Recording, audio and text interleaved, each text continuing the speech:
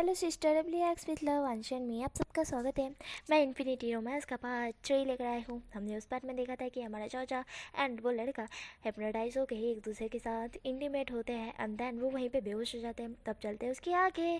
पर आपको ये स्टोरी पसंद आ रही हो तो प्लीज़ एक लाइक ज़रूर से करना और कमेंट करके मुझे बताना आपको स्टोरी कैसी लग रही है। तो ठीक है, दैन अब स्टोरी स्टार्ट करते हैं, जहाँ पे जो लड़का होता है वो एकदम से होश में आता है। होश में आने के बाद वो खुद को और इंसान को देखता है कि वो दोनों क्या कर रहे थे, किस लिए क्या ये सब कुछ हुआ। उसे धीरे धीरे याद आने लगता है और वो एकदम से शॉक्ड हो जाता है। शॉक्ड होने के बाद वो अपने आप को जैन के अंदर पाता है कि वो उसने क्या कर रखा है। देन वो अपना जो छोटा लायन होता है, बिग लायन, वो निकालता है। निकालने के बाद वो तुरंत कपड़े पहनता है। कपड़े पहनने के बाद वो जैन को भी कपड़े पहना देता है, क्योंकि वो नहीं चाहता कि अगर इस तरह से कोई जैन को देख ले तो, इसलिए वो जैन को भी कपड़े पहना देता है। शर्ट तो नहीं पहनाते क्योंकि शर्ट तो फट चुकी थी। देन वो उसको पैंट ही पहना देता है। पैंट पहनाने के बाद वो जान को वहीं पे छोड़ वहाँ से तुरंत गायब हो जाता है। और यहाँ पे हमारा जान होता है, वो तो अभी बेहोश ही था। देन थोड़ी देर बाद हमारे जान को होश आता है। होश आने के बाद हमारा जान इधर उधर देखता है। उसे ये चीज़ याद नहीं थी कि उसके साथ क्या हुआ, क्योंकि वो हेप्नोटाइज हो चुका था और हेप्नोटाइज में वो क्या कर रहा है उसे नहीं पता था। पर उसे एक चीज़ ज़रूर से पता था कि वो लड़का एकदम से उसे कुछ तो कर रहा था। देन उसे अपनी बॉडी में थोड़ा सा पेन फील होता है। शाह जो होता है वो एकदम से उठने की कोशिश करता है, तो उसे बहुत ज़्यादा पेन फील हो रहा था अपनी बॉडी पे। देन वो अपने आप को देखता है, तो वो देखता है कि उसके चेस्ट पे, उसके नेक पे, मतलब कि नेक साइड वो देखने की कोशिश कर रहा था। देन वो अपने चेस्ट पे देखता है, जहाँ पे बहुत ज़्यादा बाइट निशान, लिक और सक के निशान थे। ये देख शाह शॉक्ड हो चुका था कि ये किसने किया उसके साथ, ये कौन था, किसने किया ये। एंड देन वो देखता है कि उसकी पैंट उसने पहनी हुई है। देन उसकी पैंट के अंदर वो पता नहीं गीला गीला उसे महसूस हो रहा है। देन वो अपनी जिप खोल के अंदर मतलब कि सॉरी, अंदर अपने हाथ डाल कर चेक करता है, तो वहाँ पे बहुत ज़्यादा लिक्विड छोड़ा हुआ था उसने। देन वो देखकर वो थोड़ा शॉक्ड हो चुका था कि ये कैसे हो गया। देन उसे बहुत ज़्यादा पेन फील हो रहा था वहाँ पे।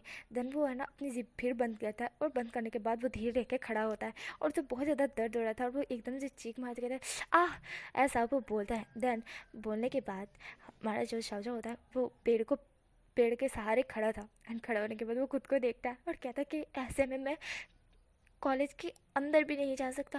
अगर किसी ने मुझे देख लिया तो पक्का वो कुछ ना कुछ गलत समझेगा, और वैसे भी मुझे नहीं पता कि मेरे साथ क्या हुआ है। और वो लड़का कहाँ गया यहाँ से, उसने मुझे इस तरह से ही छोड़ दिया मेरे साथ, उस लड़के ने तो कहीं, ऐसा शाहजहाँ कहता है। देन कहता है नहीं, टॉप तो मैं ही हूँ, ऐसे शाहजहाँ कहता है। देन शाहजहाँ ये कहते ही खुद को एक तपली मारते कहते ये शाहजहाँ तू क्या सोच रहा है, टॉप क्या, तू बॉटम भी नहीं, तू कुछ हो ही नहीं सकता, तू कैसे कर सकता है ये सारी चीज़ें, और कोई तेरे साथ कैसे कर सकता है बिगैर तेरी परमिशन के। लगता है उस लड़के ने ये किया, पर उसने क्या किया मेरे ऊपर जो मुझे याद भी नहीं है कि उसने क्या क्या किया मेरे साथ।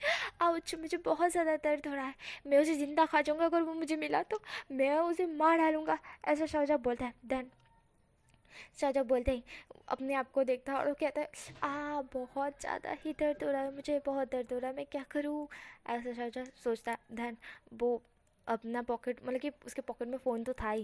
देन वो फ़ोन निकालता है और निकालने के बाद अपनी मॉम को कॉल करता है, क्योंकि उसकी मॉम ही इकलौती है जो उसको इस तरह से देखेगी तो ज़्यादा कुछ बोलेगी नहीं। इसलिए वो अपनी मॉम को कॉल करता है और कहता है कि प्लीज़ आप जो कहते हैं, क्या बोलते हैं उसको, कॉलेज के पीछे साइड एक पेड़ के पास में खड़ा हूँ, आप प्लीज़ मुझे लेने के लिए आओ। जहाँ पे उसकी मॉम कहती है कि क्या हो गया जान, जहाँ पे जान कहता है आप आओगे तो मैं बताऊँगा। जहाँ पे उसकी मॉम तुरंत ही कार लेके आ जाती है। पर जान ने ये चीज़ बोला था कि छुप के आना, कोई देखना नहीं चाहिए आपको, अगर किसी ने देख लिया तो सबको पता चल जाएगा कि जान की मॉम आई है और सब आपको टोली से घेर लेंगे, इसलिए किसी को पता ही ना चलना चाहिए कि आप आई हो करके। जहाँ पे उसकी मॉम कहती है ठीक है। देन वो छुपते छुपाते उस पेड़ के पास रहते आने के बाद वो जहान को देख के शॉक्ड में ही थी पूरी तरह से कि जहान के साथ ये किसने किया। तो जहान होता है वो अपनी मम्मा को हाँ कर लेता है और कहता है मम्मा ये पता नहीं किस कमबख्त ने मेरे साथ किया है, पर जिसने भी किया है मैं उसे मार दूंगा, ऐसा शाहजहाँ कहता है। जहाँ पे शाहजहाँ की मम कहती है कि ये तो मैं पता है क्या है। जहाँ पे शाहजहाँ कहता है आई डोंट नो मम ये क्या है। जहाँ पे उसकी मम कहती है जैन तुम्हारे साथ किसी ने, जहाँ पे जैन बोलता है मेरे साथ किसी ने क्या। जहाँ पे जैन की मॉम बोलती है क्या तुम्हें अपने नीचे बहुत अजीब फील हो रहा है, क्या तुम्हें पेन हो रहा है अपने, तुम अपने प्राइवेट पास के, मतलब कि प्राइवेट पार्ट के पास तुम्हें पेन फील हो रहा है क्या। जहाँ पे जैन बोलता है हाँ मुझे बहुत दर्द हो रहा है। जहाँ पे उसकी मॉम कहती है जैन, जहाँ पे जैन कहता है क्या हुआ मॉम, क्या हो गया, मुझे नहीं पता ये मेरे साथ किसने किया। जहाँ पे जैन की मॉम कहती है ये तुम्हारे साथ किसने किया तुम्हें नहीं पता है, फिर तुम्हारे साथ ऐसा कैसे हो सकता है। जहाँ पे जैन कहता है मुझे नहीं पता पर मैं अचानक से बेहोश हो गया था, उसके बाद मुझे कुछ भी याद नहीं है ऐसा। शौर्य कहता है, जहाँ पे शौर्य की मॉम बोलती है कि किसी ने तुम्हारा बेहोशी का फ़ायदा उड़ाया है। ये सुनने के बाद शौर्य कहता है क्या। जहाँ पे शौर्य की मॉम बोलती है हाँ तुम्हारे साथ कोई इंटीमेट हुआ है। ये सुनते ही शाहजहाँ बेचारा एकदम से लड़खड़ाते हुए नीचे गिर जाता है और कहता है क्या इंटीमेट ऐसा। जहन बोलता है और कहता है मैंने कभी सपने में भी नहीं सोचा था कि मैं किसी के साथ इंटीमेट होऊंगा, मैंने कभी किसी को उस नज़र से देखा तक नहीं, मैंने ये चीज़ सोची भी नहीं थी और किसी ने मेरा ही फ़ायदा उठा लिया ऐसा वो बोलता है। धन जान की मॉम जान को जो कि अपना जैकेट उतार के पहना देती है और कहती है जैन अभी तुम घर चलो, घर जाके हम बात करते हैं, अभी यहाँ पे तुम्हें ज़्यादा देर रहना सेफ नहीं है क्योंकि कोई अगर देख जाएगा ना तो पक्का उसे यकीन हो जाएगा कि तुम्हारे साथ क्या हुआ है करके और तुम्हारी बेइज्जती हो जाएगी, साथ साथ में तुम्हारे डैड की भी हो जाएगी और मेरी भी ऐसा। उसकी मॉम बोल कर जैन को छुपते छुपाते अपनी कार में लेकर आती है। आने के बाद वो ड्राइवर को कहती है घर ले लो करके। धनिया पे जान होता है वो शॉक में ही था, वो कह रहा है मम्मा मम्मा मैंने तो कुछ भी नहीं किया, मुझे नहीं पता कि ये मेरे साथ किसने किया।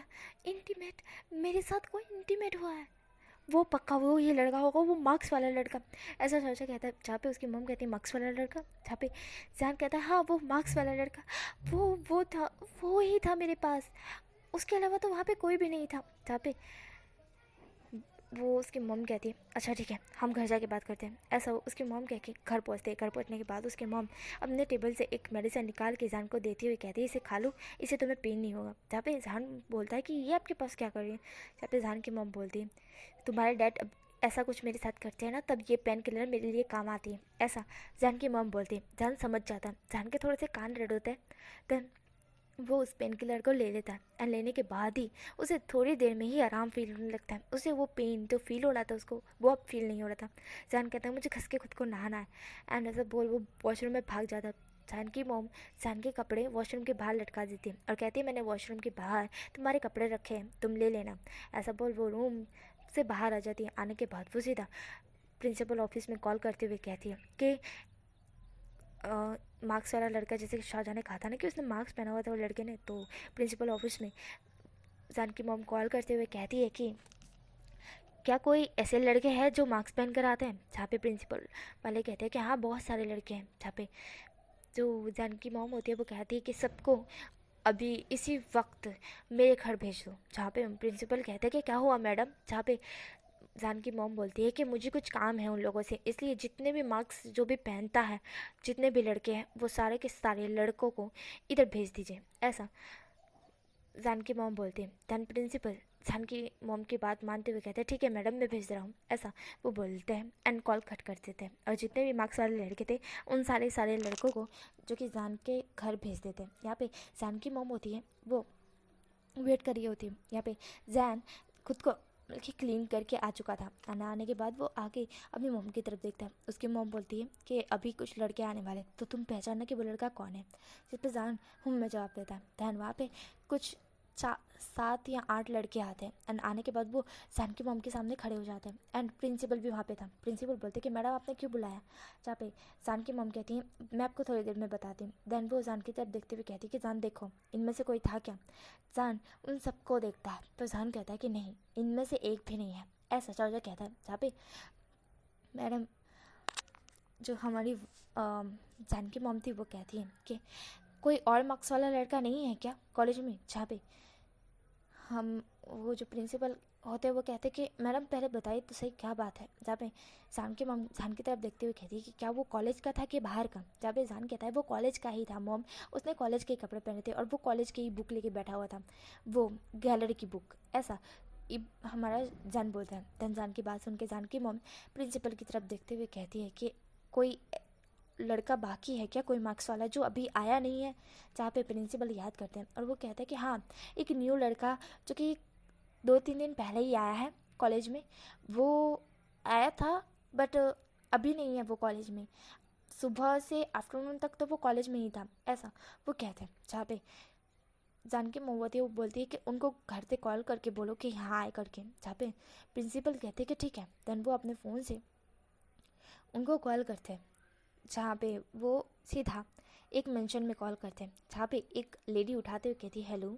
जहाँ पे प्रिंसिपल सर बोलते हैं कि आपका बेटा घर पे है, वांग ईबो, ऐसा वो बोलते हैं। धन जो लेडी होती है वो कहती है हाँ ईबो अभी थोड़ी देर पहले ही घर पर आया है। जहाँ पे प्रिंसिपल कहता है कि क्या आप ईबो को शाओ मेंशन भेज सकते हैं, क्योंकि ज़रूरी इम्पोर्टेंट काम है, इसलिए अर्जेंटली उन्हें कहिए कि शाओ मेंशन आ जाए करके, ऐसा प्रिंसिपल कहते हैं। देन वांगी होती है वो, मतलब कि वो लेडी, उनका नाम वांगी होता है, वो कहती है ठीक है मैं ईबो को भेजती हूँ, ऐसा वो बोल कर कॉल कट कर देती है। देन हमें पता चलता है कि वो लड़का जिसने अभी अभी ये सब कुछ किया है, जो मास्क पहन के फिरता है, वो और कोई नहीं हमारा ईबो ही है। ईबो होता है वो अभी अपने रूम में होता है और उसे ये सब कुछ याद होता है कि उसने शाओजा के साथ क्या किया है। उसे शाओजा का नाम अच्छी तरह से पता है, उसे ये भी पता है कि शाओजा कौन है।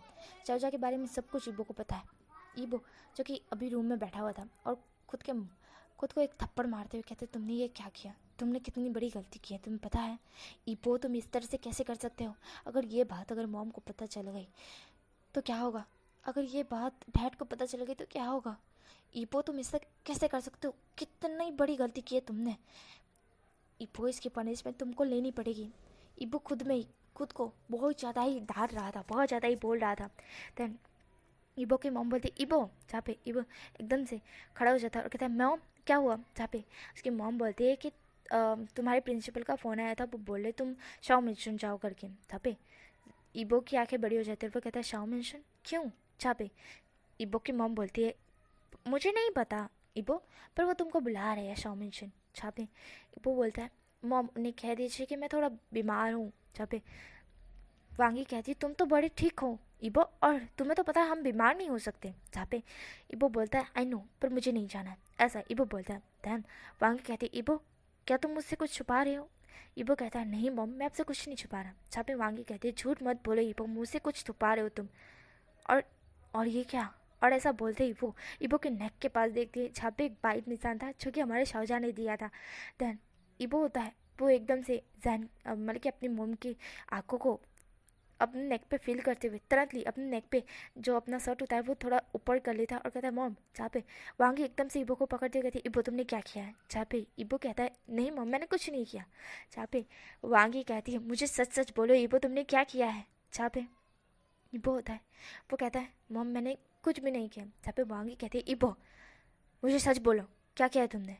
जहाँ पे ईबो होता है वो आखिरकार सब कुछ बता देता है कि एक रोशनी आई थी और अचानक से उसने जान के साथ वो सब कुछ कर दिया जो उसे नहीं करना चाहिए था, ऐसा ईबो बोल देता है। दैन ईबो की मॉम होती है वो पीछे खिसक जाती है और वो कहती है तुमने तुमने एक इंसान के साथ।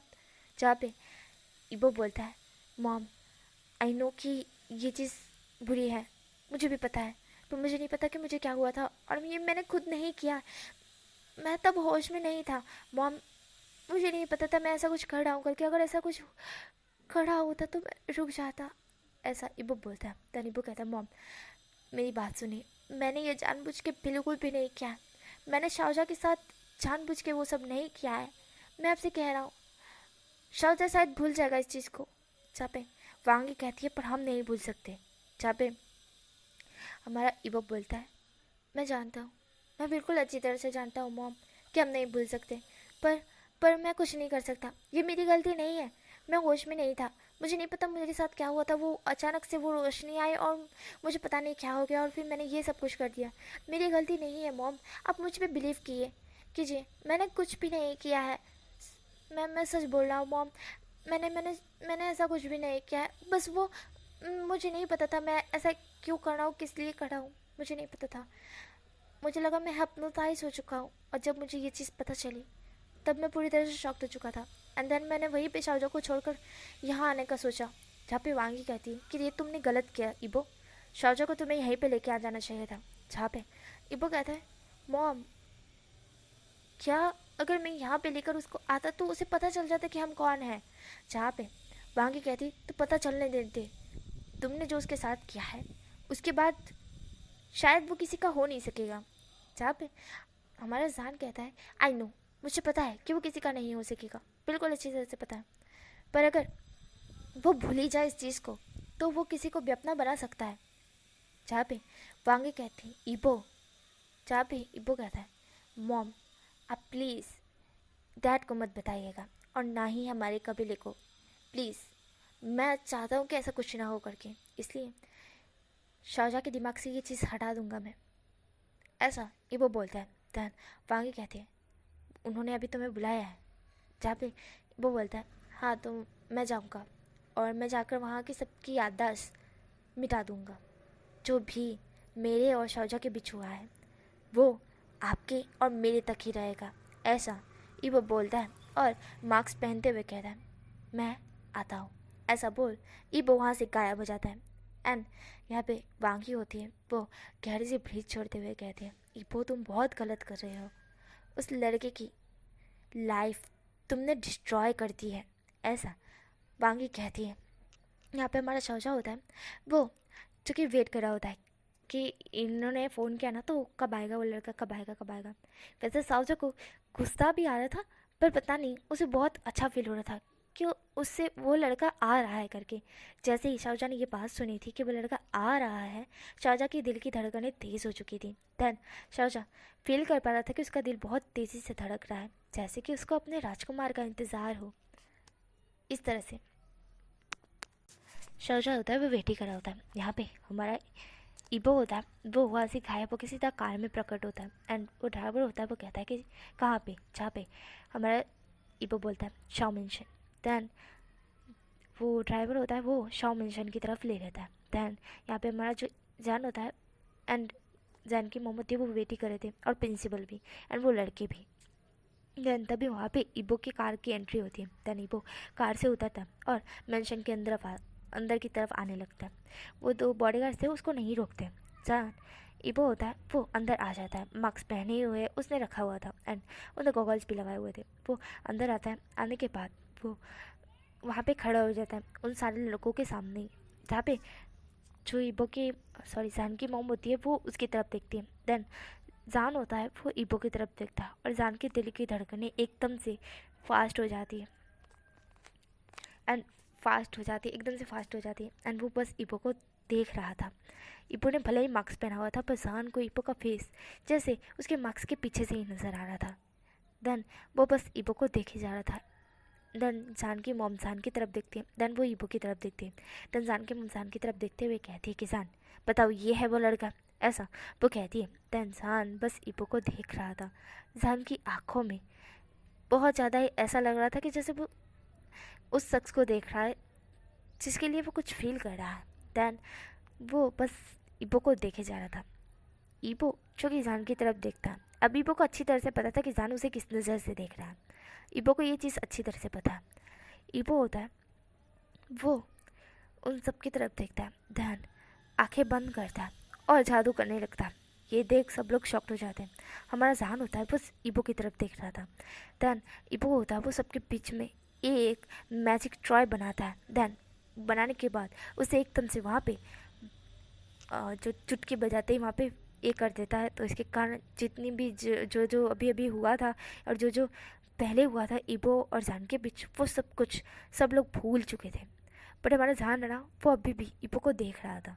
उसे ये दिमाग में ये तो भूल चुका था वो कि उसके साथ ऐसा कुछ हो चुका है करके, पर वो अभी भी इबो को ही देख रहा था। धन इबो होता है वो उन सारे जो प्रिंसिपल और जो समय था उसको रोक देता है। रोकने के बाद वो प्रिंसिपल के कान में कहता है आप यहाँ से जाइए, अभी आपको ना ही जान की मॉम ने कॉल किया था और ना ही आपने कॉल उठाकर उन्हें कहा था कि मैं इन सारे मार्क्स वाले लड़कों को लेकर आ रहा हूँ। आप जाके अपना जैसा काम कर रहे थे वैसा काम कीजिए। फिर इबो होता है वो सारे लड़कों के कान में कहता है कि तुम लोग जहाँ जैसे अपने कॉलेज में थे जिस तरह से जो काम कर रहे थे वो काम करो। देन वो जान की मॉम के पास आता है और वो कहता है कि आप जहाँ पे जो कंपनी में जो डील कर रही थी वो डील जाके आप कीजिए। देन वो जान की तरफ देखता है। देन जान को कहता है जहाँ तुम अपने कॉलेज में अपने दोस्तों के साथ बैठे थे वहीं पे जाके वापस बैठ जाओ। ऐसा इबो बोलकर जान की तरफ देखता है। देन जान बस इबो की तरफ ही देख रहा था। इबो को अच्छी तरह से पता है। इबो फिर जान को कहता है I am sorry, I am so sorry जान, बट मुझे ये करना होगा, ऐसा ईबो बोलता है। देन ईबो जान से दूर हो जाता है। होने के बाद वो वहाँ से गायब होके सबको, जहाँ वो लोग थे वहाँ उन लोगों को पहुँचा देता है। और जैसा कि नॉर्मल था, जैसे कि हमारा जान बैठा हुआ था अपने दोस्तों के साथ, और वो उस लड़के को ढूंढ रहा था, मार्क्स वाले लड़के को। अभी भी वो उसी के पीछे था। जहाँ से सीन, ये सब कुछ सीन कट हो चुका था, पूरी तरह से कट हो चुका था। एंड जहाँ हमारा सावजान कैंटीन में बैठकर अपने दोस्तों को कह रहा था कि उसे ज़रूरी काम है, और उसके दोस्त कह रहे थे क्या हो गया। जहाँ पे शाहजा कहता है अरे गाइस यार मुझे अकेले तो जाने दो, ऐसा शाहजा कहकर वहाँ से जाने लगता है। देन जो हमारा ईबो होता है वो कहता है इस बार मैं अपने पेड़ के पास नहीं बैठा आऊँगा, ऐसा ईबो बोलता है। देन हमारा शाहजा होता है वो उस लड़के को ढूंढने की कोशिश करता है, बल्कि हमारे ईबो को ढूंढने की कोशिश करता है, बट ईबो उसे कहीं नहीं दिखता है। देन ईबो उसे कहीं नहीं दिखता है, तो इसलिए शाहजा वापस आके कैंटीन में अपने दोस्तों के साथ क्लास में चले जाता है। एंड जितने भी जो मार्क्स वाले लड़कों को बुलाया गया था वो अपना अपना काम कर रहे थे, प्रिंसिपल अपना काम कर रहे थे, और जो जान की मॉम थी वो अपनी मीटिंग अटेंड कर रही थी। एंड ये सारी चीज़ें नॉर्मल करके ईबो अपने मेंशन में पहुँच चुका था, जहाँ पे उसकी मॉम उसी की तरफ देख रही थी और कहती है क्या तुमने कर दिया। ईबो कहता है हाँ मैंने कर दिया, ऐसा ईबो बोलता है। धन उसकी मॉम कहती है ईबो क्या तुम श्योर हो कि तुम उसे छोड़ दोगे। जहाँ पे ईबो बोलता है देखिए मॉम अब उसे कुछ भी याद नहीं है, इसलिए अब चिंता करने की ज़रूरत नहीं है, और ये मेरे और आपके तक बात है तो किसी को कोई पता भी नहीं चलेगा। जहाँ पे वांगी कहती है ईबो अगर तुम जानते हो तो ये चीज़ भी जान लो कि एकदम तुमने जो किया है ये अभी नहीं पर कुछ सालों बाद उसे ज़रूर पता चलेगा, और उसे जैसे ही पता चलेगा वो तुम्हें ज़रूर ढूंढेगा। जहाँ पे ईबो बोलता है तब तक तो मैं शायद इस दुनिया में नहीं होऊंगा, ऐसा ईबो बोलता है। देन वांगी कहती है तो क्या मतलब तुम जानते हो कि तुम क्या कर रहे हो, अगर उस वक्त अगर तुम उसे नहीं मिले तो वो पागल हो जाएगा। जहाँ पे ईबो बोलता है हाँ तो फिर मुझे थोड़े ना इससे कोई फ़र्क पड़ेगा, होने दो उसे पागल, मर भी जाए तो मुझे क्या, ऐसा ईबो बोलता है। देन वांगी कहती ईबो तुम तुम ऐसे कैसे बोल सकते हो। जहाँ पे ईबो बोलता है मॉम आप जानते हो मेरे अंदर फीलिंग्स नाम की चीज़ नहीं है, और उसके साथ मैंने जो भी किया है मैंने खुद नहीं किया है, वो एक एक्सीडेंटली हुआ है, और अगर उसे कुछ सालों बाद ये चीज़ याद आती है तो आने दो, और वो मेरे प्यार में इतना गिर जाएगा तो गिरने दो, मुझे इससे कोई फ़र्क नहीं पड़ता। बहुत लोग मुझसे प्यार करते हैं और प्यार करके कोई मरता भी है, मरने दो मुझे क्या, ऐसा ईबो बोल अपने रूम में चला जाता है। जहाँ पे वांगी कहते हैं ईबो तुम समझ नहीं रहे हो, इतने सालों बाद अगर वो तुम्हें ढूंढेगा और दिल से पुकारेगा तो तुम्हें जाना पड़ेगा उसके पास, तुम समझ ही नहीं रहे हो और तुम्हें किसी फीलिंग्स की कदर ही नहीं है।